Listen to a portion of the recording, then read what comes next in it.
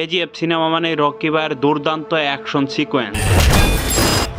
মুক্তির 7 বছর পেরিয়ে গেলেও সিনেমাটির রেশ এখন পর্যন্ত কাটেনি, বরং সিনেমাটি তৃতীয় পার্ট দেখার জন্য অধীর আগ্রহে বসে আছেন হাজারো সিনেমাপ্রেমী মানুষ।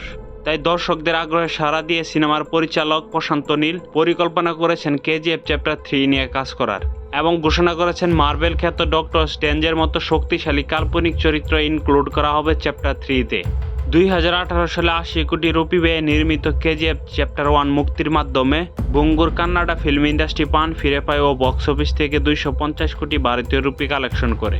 এরপর 2022 সালে 125 কোটি রুপি ব্যয়ে নির্মিত কেজিএফ চ্যাপ্টার 2 মুক্তি পায়, যা বক্স অফিস থেকে 1250 কোটি ভারতীয় রুপি কালেকশন করে 2022 সালে দ্বিতীয় সর্বোচ্চ আয়কারী ভারতীয় চলচ্চিত্র হয়ে ওঠে।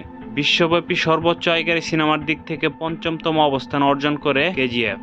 এই তালিকায় শাহরুখ খান অভিনীত সিনেমা জওয়ানের অবস্থান 6ষ্ঠ ও পাঠানের অবস্থান 7মতম, সিনেমা অ্যানিমেলের অবস্থান 9মতম ও সাইয়ারের অবস্থান 26তম। কেজিএফ চ্যাপ্টার 1-এ দেখানো হয়েছে মুম্বাইয়ের একজন উচ্চপদস্থ বাড়াদের সৈনিক রকি তার মায়ের প্রতিশ্রুতি পূরণের জন্য ক্ষমতা ও সম্পদের সন্ধান করে। তার উচ্চ খ্যাতির কারণে তার কর্তারা তাকে কেজিএফ এর প্রতিষ্ঠাতা ছেলে গাডোরাকে হত্যা করার জন্য ভাড়া করে। ঠিক একইভাবে কেজিএফ চ্যাপ্টার 2-এ দেখানো হয়েছে গাডোরাকে হত্যার পর রকি নিজেকে কেজিএফ এর রাজা হিসেবে প্রতিষ্ঠিত করে।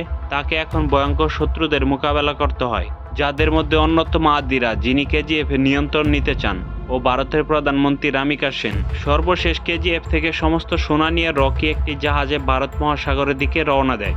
রামিকার নির্দেশে নৌবাহিনী জাহাজটি ক্ষেপণাস্ত্র দিয়ে আক্রমণ করে, যার ফলে জাহাজটির সমস্ত সোনা সহ ডুবে যায়। কেজিএফ চ্যাপ্টার 3 অফিসিয়াল ঘোষণা 2025 সালের নভেম্বর অথবা ডিসেম্বরের শেষের দিকে আসতে পারে, যা পূর্বের দুটি সিরিজের থেকে ব্যয়বহুল হবে।